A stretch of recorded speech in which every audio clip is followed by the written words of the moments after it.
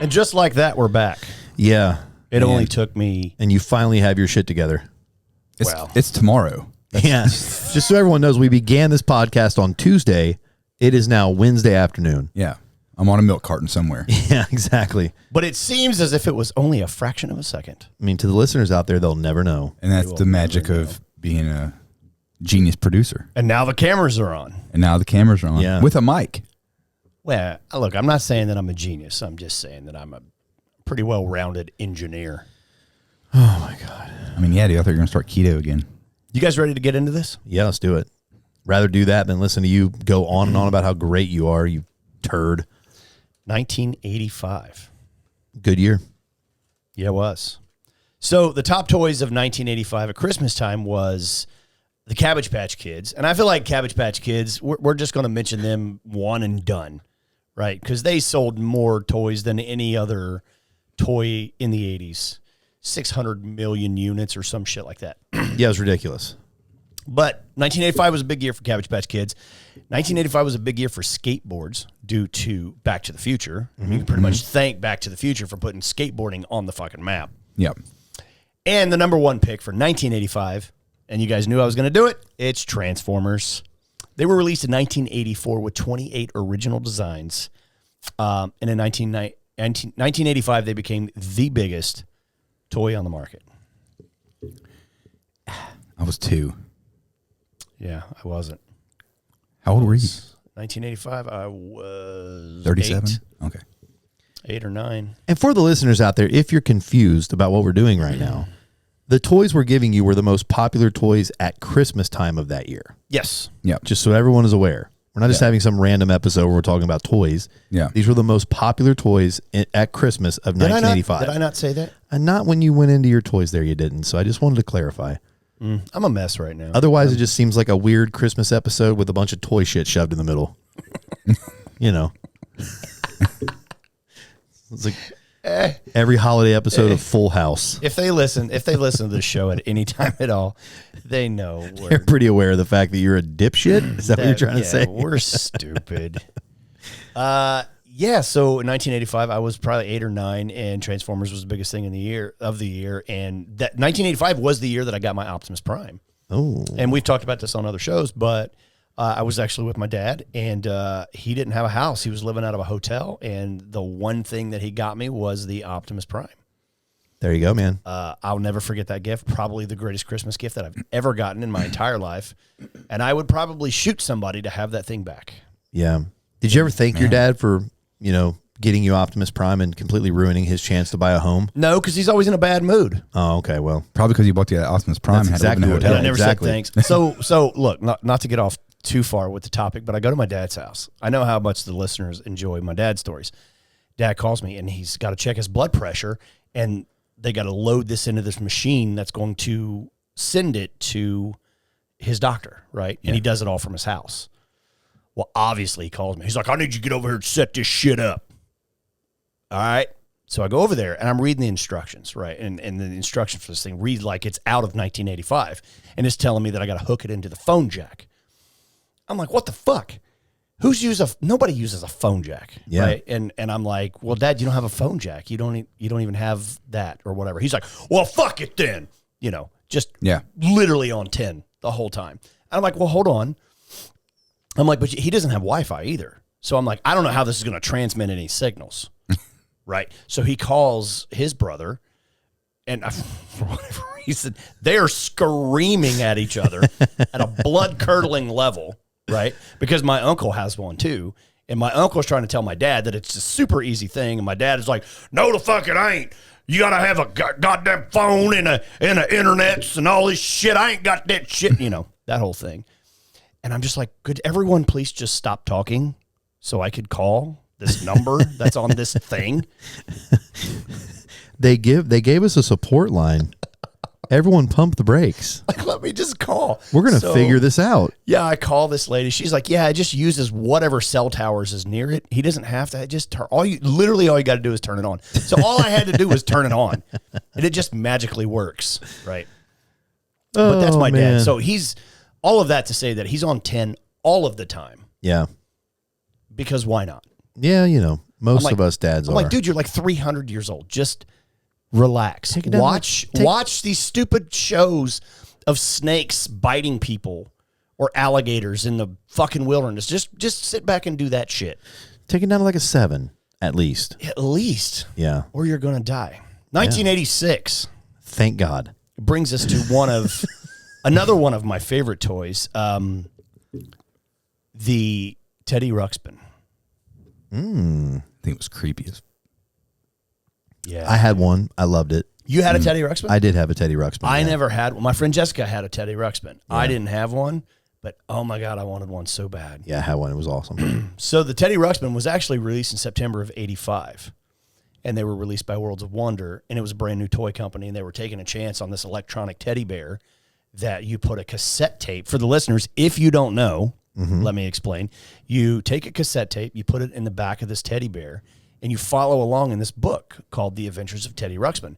And there was, I don't know, maybe 80 different books and 80 different adventures. And Teddy had a friend. I can't remember what his friend's name was because nobody gave a shit about that one. You know, we just wanted Teddy. It was Reddy Tuxpin.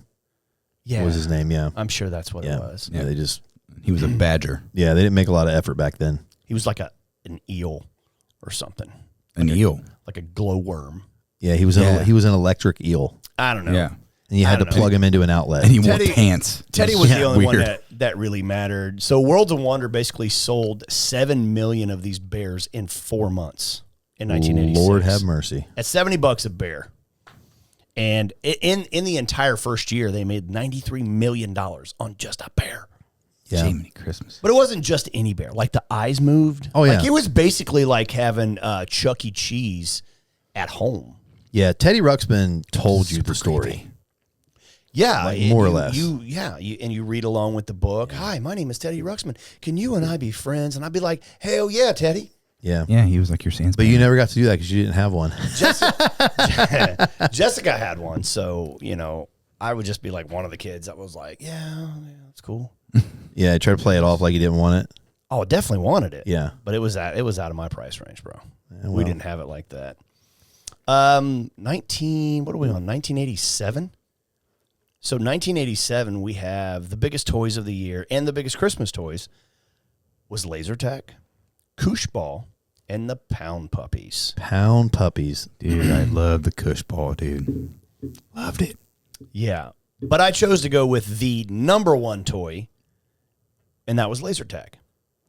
Okay. Any little boy wanted to throw on a vest, grab some guns, and run around and shoot people because it made the noise. You know It what did, I'm saying? yeah. It made the real life noise. Yeah. This shit didn't work. No, it never worked. And it came with that goofy ass looking helmet. Yeah. Yeah, like you would put the gear on and it would make the noise. Yeah. But when you tried to like shoot your friends you were playing with, it never actually shot anybody. No, and then if it did work, you would just cover up the sensor. Pretty much. Yeah. It's like, dude, you can't cover up this sensor. Electrical tape. So this dropped in 1986. Electrical tape. It's getting real creative with it. And this company was called Photon Toys. And then it was picked back up by Worlds of Wonder. Okay. They re-released it in 1987. And so between 1986 and 1987, Worlds of Wonder made $800 million just from laser tag and Teddy Ruxpin. And if you factor in inflation, Adjusted for inflation. today's dollars, Yeah. that's $46 trillion. Quillion. Yeah. Yeah. In human dollars. Insane, dude. A lot of money. $800 million. And that's just on 2 toys. And dig this. Worlds of Wonder literally just vanished. So they just sold this toy. Yeah. And they were just 2 like, toys. peace. And they were like, fuck it. That's what I Well, would do. I mean, you make that kind of money, why not retire? yeah. We're good, dude. Go to like We're Bora out. Bora sipping on some Mai Tais and shit. I would do that in a heartbeat. Nobody ever heard anything from him again. Bye. Yeah, they were like that dude that was buried under the 50-yard line in the football field. Yeah. What was that guy's name? Jimmy Hoffa. Jimmy Hoffa. Gone. Yeah. Yeah. Good Gone. movie. Yeah. Yeah, with Jack Nicholson. Yeah, it is. Great Really movie. good 1988. Arguably the biggest year. Not really. I don't know. I just wanted to say that. We just say that about every year. It I comes to I thought you said that in 1986 too. exactly. It comes to 89. I'm like 1989. Yeah. Arguably the biggest year. I don't know. I'm in an ornery mood today. But we preface it with arguably every time, Yeah, so right. that way everyone's like, "Well, I guess you could argue I mean, it technically, you could argue if you it. had to."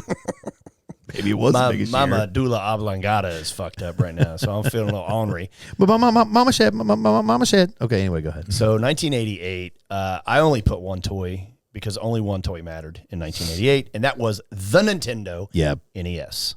duh. Let's just take a minute because I kind of zoomed through the other ones. Let's just take a minute and just talk about the amazingness of the NES. Now, Reese, this is a little bit before your time, I had a Nintendo. but you had a Nintendo, right? Yeah. I think we all had Nintendos. Yeah. Yeah, dude. Yeah, It was like the golden standard of video games. it was a game changer.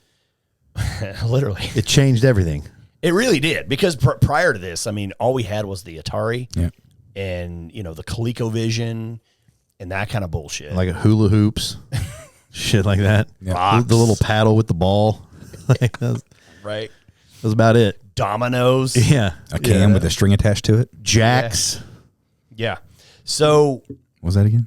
this thing Jacks. comes out, dude, and changes the game. They released it with one of the variations of it was the NES action bundle set with a gun, and that came with Super Mario Brothers and Duck Hunt. That I think is what the majority of people got. That's what I had. Yeah, You know what I mean? That was around $150. I don't even know how much money they made because I couldn't find it, but I know it was a fuck ton of money. yeah. I'm sure Because- billions. It was the first time we ever seen a gaming console where there was like colors Right. and distinct characters. Well, you could just say it was the first time we ever saw a gaming console that had graphics. Yeah, it's literally the Decent graphics. Probably the first time that anyone used the phrase "look at those graphics." Yeah, I hated absolutely. It. I hated that freaking dog, dude. On Duck Hunt. On Duck Hunt, yeah. What he was a little dick. Shut up. yeah. He was a bit of a Sorry. dick. What shocks me the most is I think it was like 2 weeks ago or whatever, 3 weeks ago. I was here, and you have the Nintendo here I do. in studio, and Rager Tooth was playing it, and I was like, "Hey, can I get next?" And I just wanted to play Super Mario Brothers because it had been so many years since I had played it, and I'm terrible at it now. Yeah, Yeah. When I was a kid, I used to smoke that game, dude. these games are really hard. Yeah, for sure. I was playing the Sega Game Gear the other day, playing Sonic. I can't do it. No, I just can't do it. Yeah. yeah. The older you get, it's hard, man. Dude, I used to kill some Castlevania, dude. You watched me play some of it last week. God, I love Well, that speaking game. of that, let's get into some of our favorite games. Well, Castlevania is definitely up there. So Yeah. my top three games is Super Mario Brother 3. Yeah. Great Good game. one. And it's not very often that a sequel of a game replaces the first game, but Yeah. and obviously Super Mario Brothers is iconic. It's the OG. But that's just because they released it with the system, and that was just the one game that everybody. It was like Tom on MySpace. You know what I mean? It's Yeah. like everybody had it. It's still great though. Well, sure, it's a great game, but would it have been as big as it was if it didn't come with the Nintendo? We will never. Yeah, maybe not.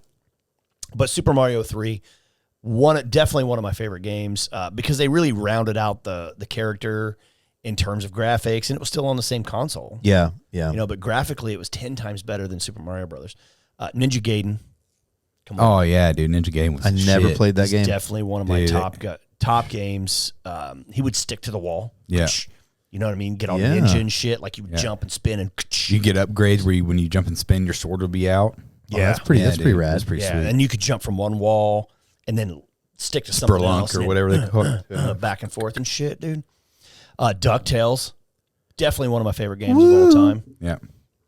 You know how I feel about DuckTales. Don't even get me Yeah, started. Yeah. Yep. Get Well, I know how you feel fucking about fired up. the show DuckTales. It's like you could take it or leave it, but you love the theme song. It is the weirdest dynamic. That's because really the all show- it is for you. The show, I'm like, I've never really been a Disney guy, so the Right. show, I'm just like, I Yeah. don't really give a shit about the show, but that song, bro, when that comes on, forget about it. Arguably the greatest cartoon theme song of all time. It's not even arguable. Dude. It is. It's good. If anyone up there. disagrees, they're stupid. It's up there. Yeah. And then Castlevania Yeah. is my last one. Yeah. In terms of like my GOAT games. If I could only pick 4, it would be them 4. Well, Okay. fuck. I don't have Legend of Zelda, so hopefully you do. What are yours? I'd say Contra. Oh, dude, yeah. Oh fuck yeah, Yeah, dude. Castlevania. I have to say Castlevania. I mean, dude, I played that game endlessly. Like, it was ridiculous. And man, is it just 3? We're doing Nah, 4. Okay. Tecmo Bowl. Oh, yeah. Give it up to Bo Jackson, dude. Yeah, dude. Yeah. Forget about it, dude. Forget about it, dude. You're not catching You it. can just run around constantly and then go score. It was crazy. Yeah, it was awesome. It was amazing. Yeah. And then Mega Man 2. Oh, okay. I love little Mega Man. Okay. Yeah. Mine would be, I would go with the original Mario. I've always loved that game. I don't know. It's always been special to me. Castlevania would definitely be in there for me as well. Contra would be in there. And if I had to pick a fourth, it would be between Tecmo Bowl and RBI Baseball. Yeah. I love both of those. I forgot dude. RBI Baseball. Yeah. Dude. No love for RC Pro-Am? And no love for Double Dude, Dribble. what about Excite Bike? Excite Bike? Dude. Dude. So many great games. Yeah. You could build your own course. Yes. Dude, yes. and Double Dribble too, like when you would go for a dunk and it would do Oh, you would the take freeze over? frame. You're like, So badass, dude. Yeah. Well, I think that could be one of the first times we ever seen like a cutscene. Yeah, that's Yeah. true. In a video That's true. game, when Yeah. you go to slam and it takes over and you see these amazing graphics, you're like, what the Jordan versus Bird. Yeah. fuck is happening? Every time you turn on Double Dribble, it would go, Double Dribble. Yeah. Like that was how Double Dribble. Double Dribble. Yeah. Was NBA Jams on Nintendo or no? No, I think that came later. No, I think that came with Super Nintendo. I don't know. NBA Jam might have been Nintendo. No, I think it was Super Nintendo because the buttons. Yeah, the graphics were a lot better, A little too. bit better. I'm going to look that up. I think it was. It might have been Super Nintendo. But dude, there was also some like, everybody was like Double Dragon. Yeah. But then it came out with like a slew of video games like that, like the left to right scroll. Like Bad Dudes, Yeah. River City Ransom. I loved all those games. Bad Dudes. Bad Dudes, and it was the twin They brothers. literally gave up on the name. Yeah, they were like, just call it Bad Dudes. Like, what is this game about? Well, it's a couple of these bad dudes, and that's it. And they know karate. That's it. What are we gonna call it? I'm all in on bad Yeah. dudes. Dude, Fatal Fury. Yeah. Gosh, So many great games. we can't pick. Did anyone say Tyson's Punch Out yet? No. Scott watched me play that. How do you not mention Mike Tyson's Punch Out? Yeah, Yeah, that's what I'm saying. I mean, I could only pick 4, and I literally just pulled them out of the air. yeah. Dude. So NBA Jam was an arcade game, which in my opinion was the best way Right. to play it, was when you were at an arcade. Yeah, arcade it was was the awesome best at the way, yeah. arcade. But you guys were right, Super Nintendo Entertainment System, but it also was out on Sega Genesis. Yeah, So that's another one that it was on. But yeah, loved it. little fact checker since Chad's not here. And I skipped. I don't know about you guys, but I skipped over all the systems. Like I had a Nintendo. I feel like I had a Nintendo for like 20 years, Same. and I didn't have anything else until I got the Sega Genesis. That was my next console too. I then- skipped right over the NES, I got the NES. or like Well, the Super NES, Super and then NES. went right into Sega Genesis. Yeah. So I don't even like we have the Nintendo 64, and I just don't know anything about it. I never played a 64. Never played a Super Nintendo. GoldenEye was pretty popular on 64. That was really the only game I ever played because it was like the first. We had like the multiplayer. Yeah, it was like You know. the first person shooter where you could like Yeah. link up with other people and play against each Yeah. other. Yeah. All right. Nintendo. Any other games It rules. off the top of your head? Dude, there's so many. I think we mentioned enough. A Yeah. Legend of Zelda. I mean, Zelda's always up there. Marble Madness. I've got that actually. Dude, that was a good game. Jaws, dude, the Freddy game, the Nightmare on Yeah. Elm Street game. Yeah. Yeah, dude, there's a lot of good games. The ET game, Dude, that. Hey, you mean Atari? that was totally trash. I don't know. game So, yeah, that- that was Atari, yeah. I mean, arguably The worst game of all time. The game that ruined video games. Yeah, Yeah. which it was terrible. Yeah, it was not good at all. You cannot justify. I don't know if I would go as far as to say that it ruined the video game industry. I'm just saying it was a bad game. Yeah, very And the bad. guy had, I think the guy had like 6 weeks to make it. Like 6 weeks to make a video game. Yeah, we talked about this before, but yeah, it was Yeah. something like that. Yeah, it's terrible. So, Terrible. I mean, you can't really blame him too much. He did the best he Yeah, could do. under the conditions. Yeah. Guys, 1989. The 3 most popular toys for Christmas in 1989 were Teenage Mutant Ninja Turtles, Yes. My Little Pony, Super Soaker, and I think I said the 3, and then there was a 4th, and the Game Boy. Yeah. Now, you would think among those options, I would have selected TMNT. Yeah. Well, let's be clear. That is the number one toy, but you're just choosing a different. Yes. Okay. I'm choosing to speak about a different toy from that year because it was also extraordinarily popular Yes. But the backstory to it is awesome. So the Super Soaker was invented by a NASA engineer named Lonnie Johnson and was launched in 1989. So one evening he was trying to create a new refrigeration system that used water instead of Freon, which is like bad for the environment. And that was his whole point. Like, how can I manipulate this where we no longer have to use Freon, which is bad for the environment? He hooked up a hose to his bathroom sink and he accidentally shot water across the room, and he thought this would make a great water gun. And he invented it. Mm-hmm. So he eventually went to like work on some classified projects with the Army. Yeah. And while he was there working on those classified projects at night, he would utilize like the areas where he was able to work to create the Super Soaker, and eventually created it and launched it in 1989. Since then, it has grossed over $1 billion in sales. Yeah. So obviously a wildly popular toy in 1989. I was amazed. I had no clue that a NASA engineer created that toy. And you can look up, you can Google the very first like mock-up of the Super Soaker and see what it looks like. And it's very crude. It's like a 2-liter bottle. Yes. And some PVC pipe.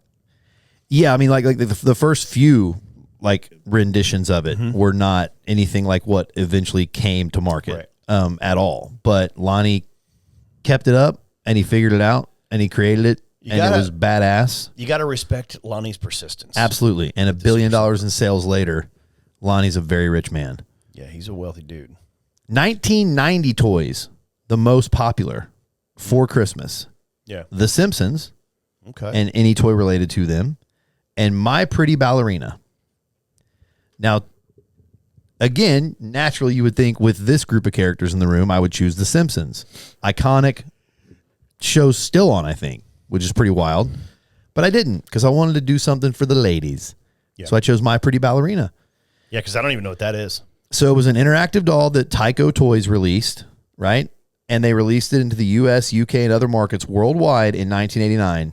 They had tons of television commercials about this thing. They had multiple doll styles. They had a bunch of different costumes and other accessories. They even went as far as to do a double-page spread in the 1990 Tyco Toy Fair catalog. So even in the catalog, they gave this thing 2 pages. That's how much they were behind this thing and wanted it to be a huge toy. The problem was batteries were not included per the song. It took 2 C batteries, and it was an animatronic toy that actually steps and dances on her toes, moves her arms and head, and more or less like just performs like basic ballerina moves. But you had to hold the thing's hand to keep it stable and upright. It was probably 900 pounds, too. Otherwise, it would just like fall over while it was trying to dance. So what's the point? Yeah. I have no idea. But for all of our female listeners out there, if any of you did have a My Pretty Ballerina, please let us know. You can email us to let us know at greatamericancreepshow@gmail.com. Where? That's greatamericancreepshow@gmail.com. Let us know if you had a My Pretty Ballerina, and it sounds kind of lame to me. You had to hold its hand to allow it to dance. Was it lame, or did you really love it? I would love to hear back from our listeners. And trying to find C batteries back then, dude. Trying to find C batteries now. Yeah. I mean, you know, and you always accidentally buy the D, and then you get home and you're like, you buy the D. You buy the D, dude. How did I know? I mean, I'm just saying, dude. We can't even get through a Christmas episode. No. This is supposed to be dick. Yeah. 1991 toys. I was 37, so yeah, at this exactly. Point, I kind of zoned out. You were buying toys for your kid in 1991. So my grandkids. Yeah, your grandchildren. So the most popular that year were the Nerf bow and arrow, the Little Mermaid, and Sega Genesis.